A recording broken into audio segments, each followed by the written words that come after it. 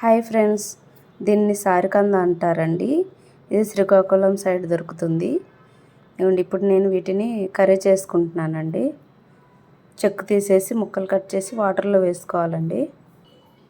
సారికందలో బఠానీ యాడ్ చేస్తున్నా అండి. ఈ బఠానీని నైట్ నానబెట్టుకొని వాష్ చేసుకొని కుక్కర్లో వేసుకుంటున్నాను అండి. వాటర్ వేసుకుంటున్నా, ఒక గ్లాస్. సాల్ట్ కొంచెం వేసుకుంటున్నా అండి, రాక్ సాల్ట్. కుక్కర్ పెట్టేసుకుందాం. ఇది ఉడికే లోపల సారికంద కట్ చేసి వాటర్లో వేసుకుందామండి. బఠానీ ఉడికిపోయండి, స్టవ్ ఆఫ్ చేసుకుందాం. ఇదిగోండి, ముక్కల్ని ఇలా కట్ చేసుకోవాలండి. వాటర్లో వేసేసుకున్నా. ఇది సేమ్ చామదుంపల్లా ఉంటాయి, బట్ టేస్ట్ అయితే చాలా బాగుంటాయండి. టమాటాలు ఒక 2 కట్ చేసుకున్న, ఆనియన్ ఒకటి, మిర్చి అండి ఒక 4. పోపు పెట్టేసుకుంటున్నా అండి. ఆయిల్ వేసుకుందామండి. ఆవాలు వేసుకుందాం. ఒక 2 ఎండుమిర్చి,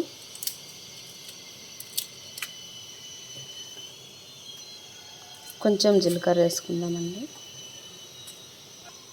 ఆనియన్స్ వేసుకుందాం. మిరపకాయలు వేసుకుందామండి.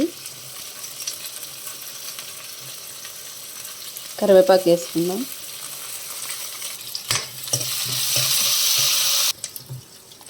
ఈ దుంపలను వేసేసుకుందామండి.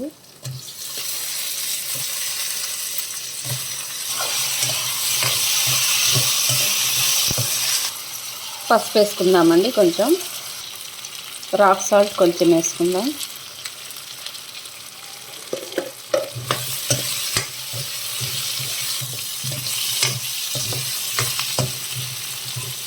బాగా ఫ్రై అవ్వాలండి.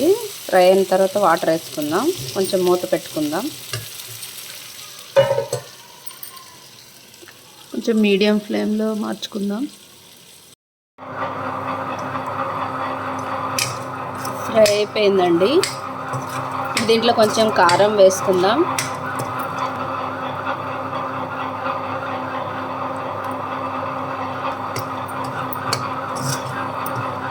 నెక్స్ట్ టమాటా యాడ్ చేసుకుందామండి.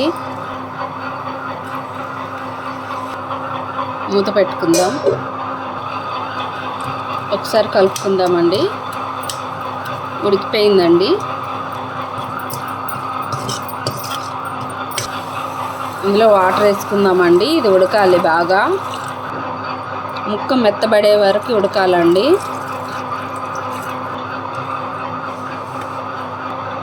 మూత పెట్టుకుందాం. కర్రీ ఉడికిపోయిందండి.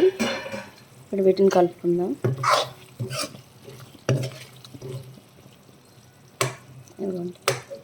ముక్క ఈ విధంగా ఉడికినప్పుడు బఠానీ యాడ్ చేసుకోవాలండి.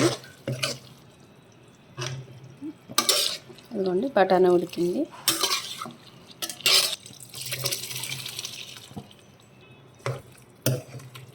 హై ఫ్లేమ్లో ఉడికించుకుందామండి. కొంచెం వాటర్ యాడ్ చేసుకోవాలి. 1 గ్లాస్ వాటర్ యాడ్ చేసుకుంటున్నాను అండి. మూత పెట్టి ఒక 5 మినిట్స్ ఉడికించుకుందామండి. ఒకసారి కలుపుకుందామండి.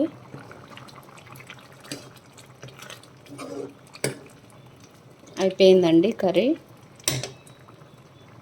కొంచెం గరం మసాలా వేసుకుందాం.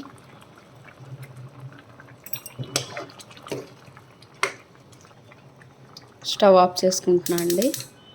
ఇది రైస్తోని రోటీతోని చాలా బాగుంటుందండి. ఇలా మీకు దొరికితే ట్రై చేయండి ఫ్రెండ్స్. ఇలా వండి చూడండి, చాలా బాగుంటుంది. నా వీడియో కనుక నచ్చినట్టయితే లైక్ చేయండి, షేర్ చేయండి, సబ్స్క్రైబ్ చేయండి friends. Bye friends. Thank you friends.